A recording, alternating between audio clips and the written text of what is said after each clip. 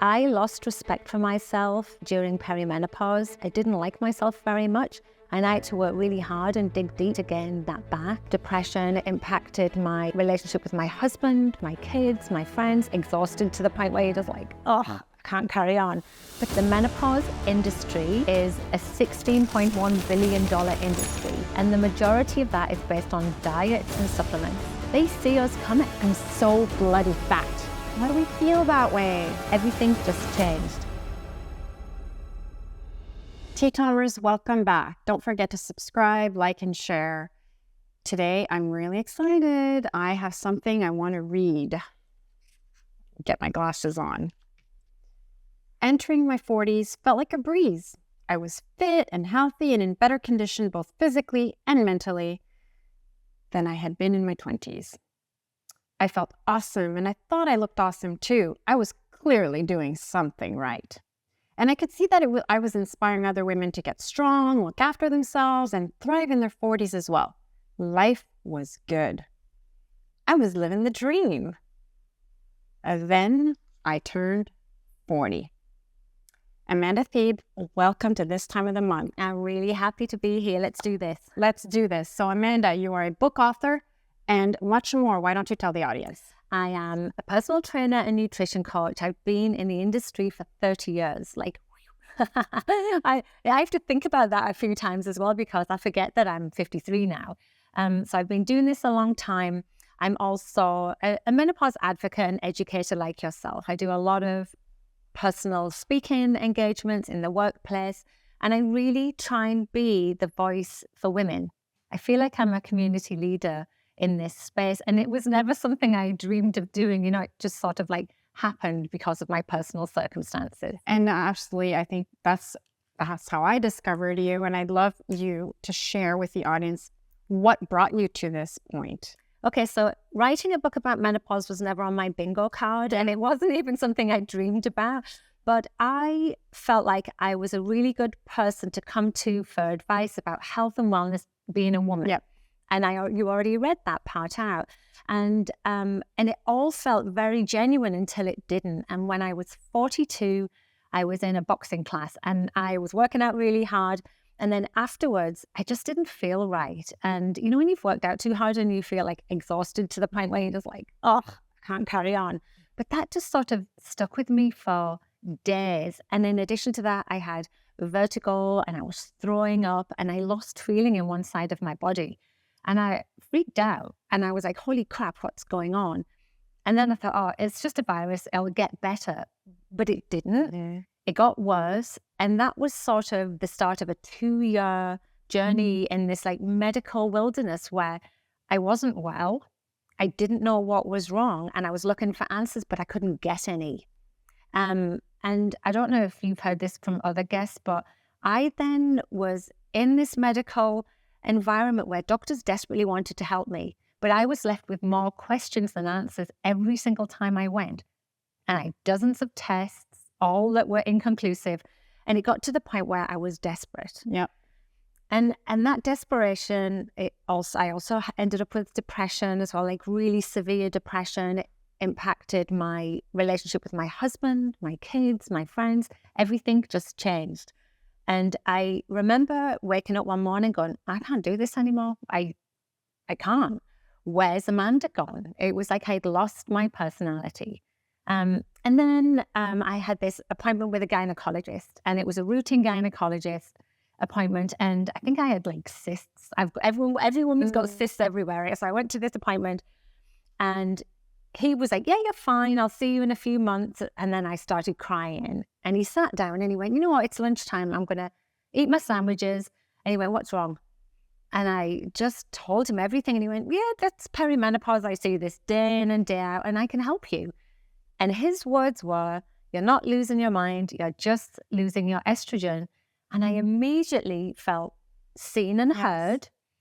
I felt like oh my God, there's not something seriously wrong with me, because at this stage I'm thinking, have I got a brain tumor or something? Mm-hmm. What on earth is going on here? And I felt relief, confusion, because I'm supposed to be someone who's an expert in human physiology, and I'm like, what's perimenopause? This is nearly 10 years ago now. And then I felt anger. And I remember walking to meet my husband afterwards, walking down the street, and I was like kicking the bins going, oh, like I was furious because I just was like, I've lost 2 years of my life and nobody could help me.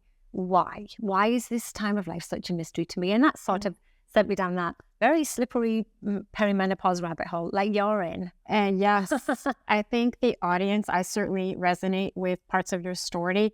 While we may be experiencing things differently, a lot of what you said is exactly what we hear over and over. And you're saying 10 years ago, this for me is a 5-year journey so far, but it's very similar feelings of losing yourself, not understanding what's happening. I have a PhD in pharmacology.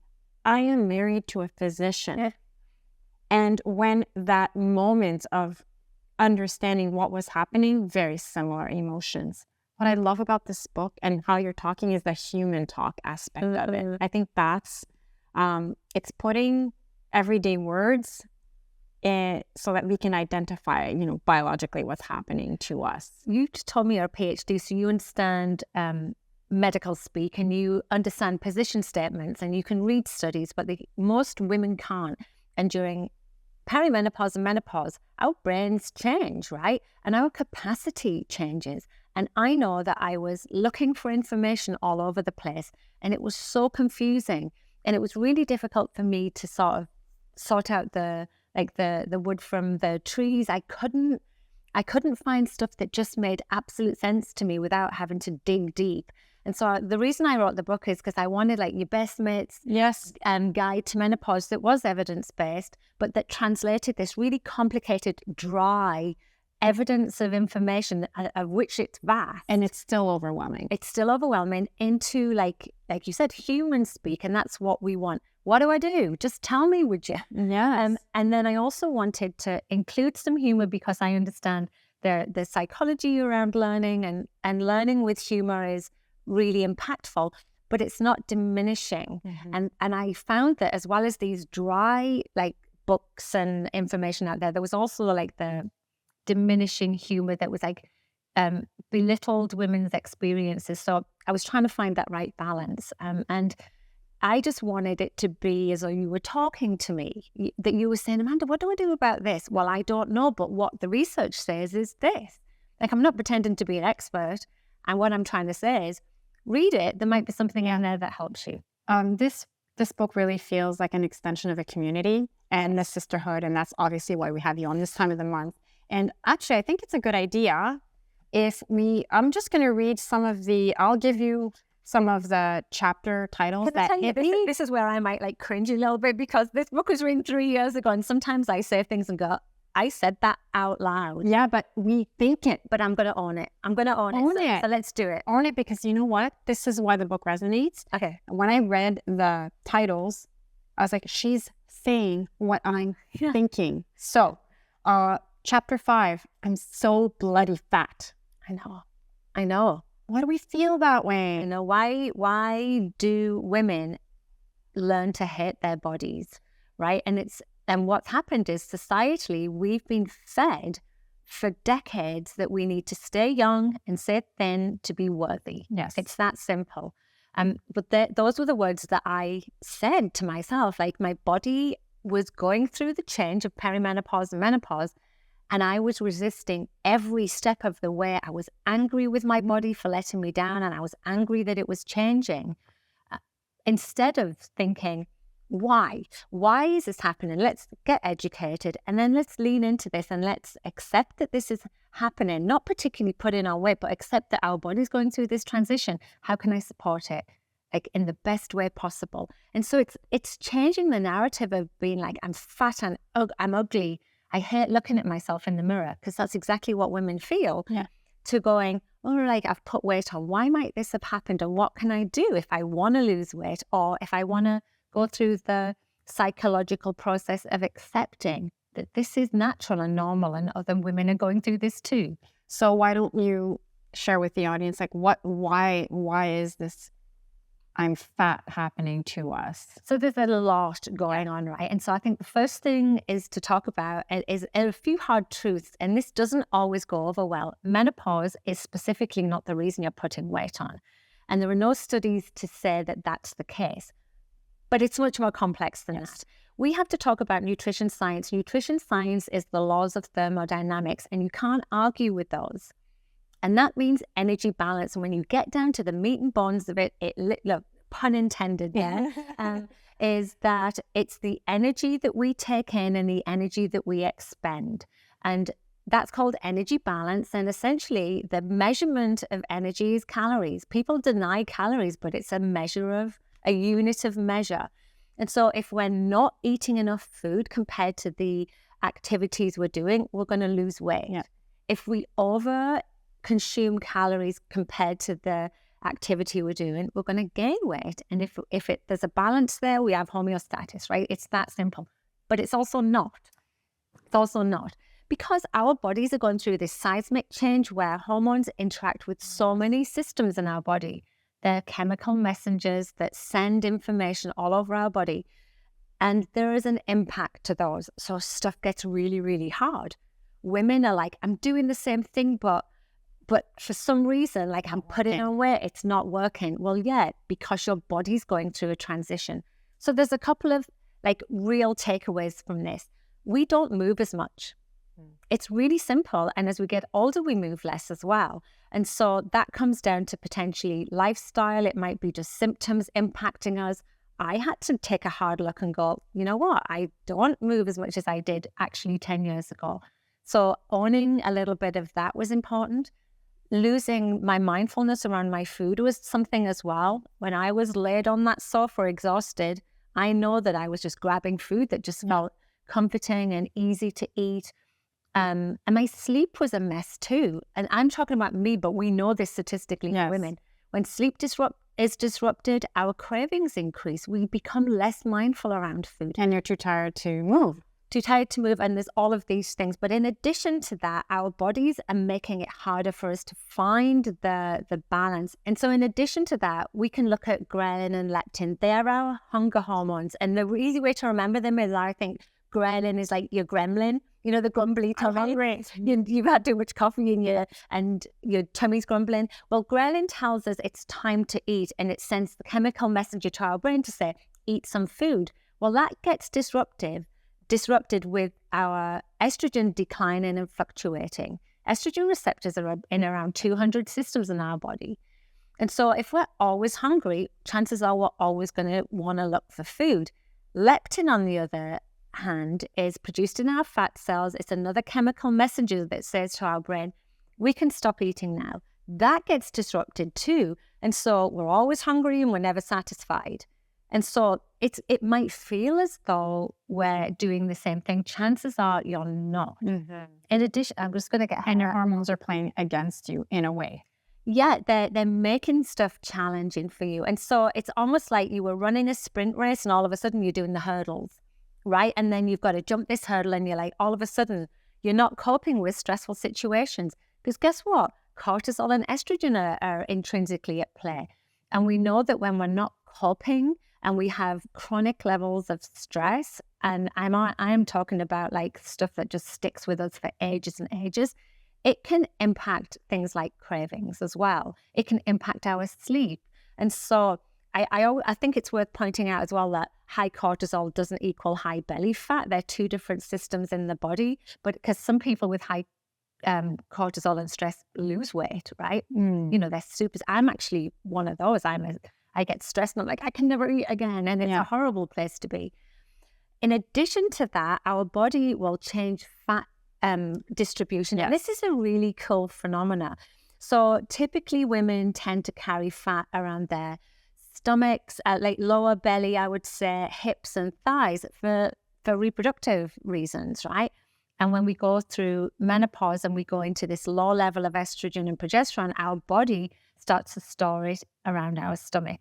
And that's when all of those derogatory things come out, like your trucker belly and your meno belly and all those horrible things. Muffin top. So gross. And I call that stuff out, you know. I do. But realistically, our body does change shape. And estrogen starts to get produced in a very weak form in the fat in our body. So our body's sort of trying to hold on to fat too. It's really smart, our body, isn't it? Like, and I think that, you know, all of these confounding factors just make stuff really, really hard. But if somebody does put weight on in menopause and they want to lose it, it's more than possible. People do. If you want to get strong, that's possible too. You know, it is possible. It's just really, really hard. And you have to change what you're doing. In terms of fads, I think continuing on the trend of internalized misogyny and patriarchy, and this idea that you have to hurt your body or suffer or try these extreme things to lose the fat. Can we address that? I mean, what are the things that you really don't like to see in terms of diets? So how long you got? How long have you got? I know. Hours? It's gross, right? Yeah. So let's start by putting numbers to this. The menopause industry is a $16.1 billion industry. And the majority of that is based on diets and supplements and products and like facial products and stuff. They see us coming, right? They see that women are hurting. They see our pain points and they dive in on it. So, for example, there'll be supplements out there that target men or belly, men or fat, saggy bingo arms and stuff. And it's so gross to speak to women in such a disrespectful way. But they know that women are vulnerable. They know they're hurting and they know that they want a quick fix. Unfortunately, the quick fixes are not what's going to work. But being a voice of reason and saying, we need balance and we need to take our time and we need to find good habits and learn to be educated around food and exercise and lifestyle isn't as compelling as lose 21 pounds in 7 days. Yes. Right? And there's no blame goes on women here. This is all really sophisticated targeting of women when they're hurting. And it also happens to be that we're at a time of our life where we may have a bit more disposable income. Yes. And so we'll throw money at problems, right, as well. I've done it myself. We all fall prey to it at some point. Yeah. And so we can start by saying proprietary supplements that exist, and proprietary simply meaning these mixed blends of menopause hormones. Menopause supplements. If we look at those deeply, you know that it's an unregulated business with very rarely having third-party testing. They don't provide evidence of the claims that they're making. And a lot of them end up with the FTC in the US and getting reported because you cannot make claims that are unsubstantiated, but they do. Yes. Right? And unabashedly. Yeah. And you can never do that in the pharmaceutical industry. It's exactly that, right? So it's like, how is it that we have these code of conducts in medicine, but you can do whatever you want when it comes to supplements? And I think it's because it's classed as a food product, right?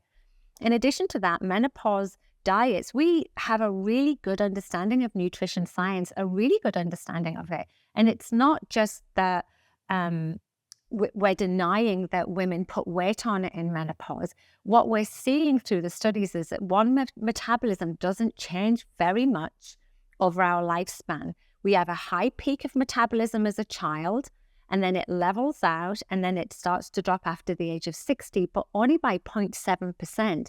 And that's done by the lead researcher, Ponsa, who did this amazing study.